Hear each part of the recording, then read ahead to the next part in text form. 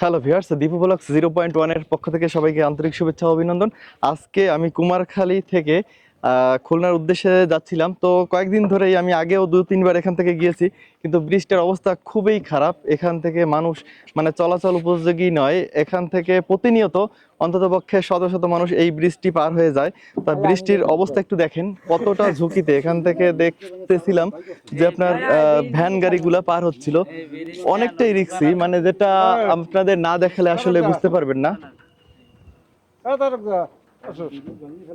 দেখুন আসলে কতটা রিস্কে আছে এই ব্রিজটা। এটি পিরোজপুর জেলার নাজিরপুর থানার অধীনে কুমারখালী গ্রাম। কুমারখালী সীমানা যে খাল আছে সেই খালের উপরে এই ব্রিজটা অবস্থিত। খাল মানে নদী, এখন ছোট হয়ে গেছে খালের। আচ্ছা, এখন খালের সমন্বয় আছে। যা হোক, তো এই যে ব্রিজটি আমরা দেখতে পাচ্ছি, এটি কতদিন ধরে এরকম?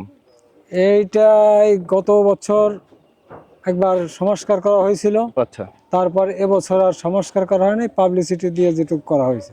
আচ্ছা, যারা উপরোক্ত কর্তৃপক্ষ বা কর্মকর্তা আছে তাদের উপর এই ব্রিজ সম্বন্ধে কিছু বলতে চান আপনি? তাদেরকে অনেক বলা হয়েছে, টিওনতামার দরখাস্ত আমাদের চিতলমারি থেকে দেওয়া হয়েছে, নাজিরপুরের অনেক নেতাকে তথ্য দেওয়া হয়েছে, তারা কেউ কোনো গুরুত্ব দেয় না। আচ্ছা, আপনি হচ্ছেন, আপনার ঠিকানাটা যদি একটু দিতেন। আমার ঠিকানায় চরবানিয়ারি ঠেটারচার গ্রাম, ব্রিজের সংলগ্নই আমার বাড়ি এবং দোকান।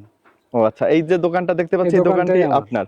আচ্ছা, এখানে তো এই যে যারা এই ব্রিজের এই অবস্থার কারণে বাচ্চা কাচ্চা বা যাতায়াতে খুব সমস্যা হচ্ছে। হ্যাঁ, যাতায়াতের সমস্যা। গত বছর একটা ব্রিজ ভাঙ্গায় একটা অ্যাক্সিডেন্ট, সেটা মানে গলায় কাটা গেছিল।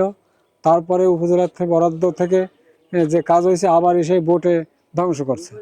তারপরও এখন পাবলিসিটি দিয়ে যারা আমরা আছি এরা মিলে এই সংস্কার করি। বৃষ্টির যে অবস্থা, এই যে আমার সঙ্গে অনেক ভাইরা আছে, ওনারাও বলতেছিল যে বৃষ্টির অবস্থা খুবই, মানে এখান থেকে যে কোনো মুহূর্তে একটা অ্যাক্সিডেন্ট, বড় ধরনের অ্যাক্সিডেন্ট হতে পারে।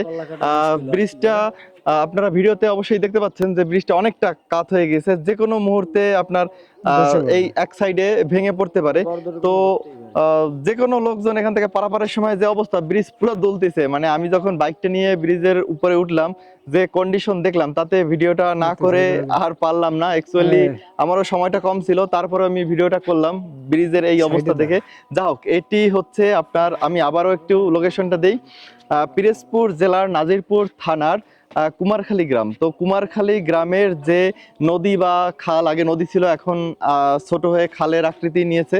তো এখানে যে সীমানার যে এই ব্রিজটার অবস্থা খুবই খারাপ, যা মানে বলে আসলে বোঝানো যাবে না। আপনারা দেখতেই পারবেন ভিডিওতে যে অবস্থা কি। তো যাতে দ্রুত এই ব্রিজটির মেরামত কাজ শুরু হয়, এই বিষয়ে সবার অনুরোধ। কাকা, এই বৃষ্টি দ্রুত সংস্কার হলে তো আপনাদের সবারই ভালো, তাই না? এলাকা ভালো, এখান থেকে অন্তত প্রত্যেক দিন কমপক্ষে 2 থেকে 500, 4 থেকে 500। দেখুন এই যে গাড়িটি আসতে গেলে ব্রিজটা কি পরিমাণে কাঁপতেছে। কাকা, আসলে আপনি তো মনে হয় এই দিকে গাড়ি চালান। এখন কর্মকর্তা আছে, তাদের উদ্দেশ্যে কি বলার আছে আপনার? বলার সেটা তো খেয়াল নেই না, কারণ সীমানা বাদছে।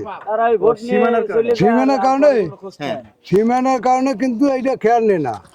আচ্ছা, আমি যেটা এটা বাদ দিল খুলনা জেলা আর বরিশাল জেলা, এই খাতিরে খেয়াল নেই না কোনো সাইডে। এতে তো সাধারণ জনগণই তো ভোগান্তির শিকার হচ্ছে, যে বাচ্চা কাচ্চা স্কুলে যাতায়াত, বা এপারের মানুষ ওপারে যাবে বা ওপারের মানুষ আসবে, সব দিকেই তো মনে করেন। এই যে গাড়ি আনছেন, আমি তো দেখতে পাচ্ছি যে অনেক ঝুঁকিপূর্ণ। যে কোনো মুহূর্তে গাড়ি নিয়ে তো পড়ে যেতে পারে, একটা দুর্ঘটনা করতে পারে। একদম মারাও গেছে।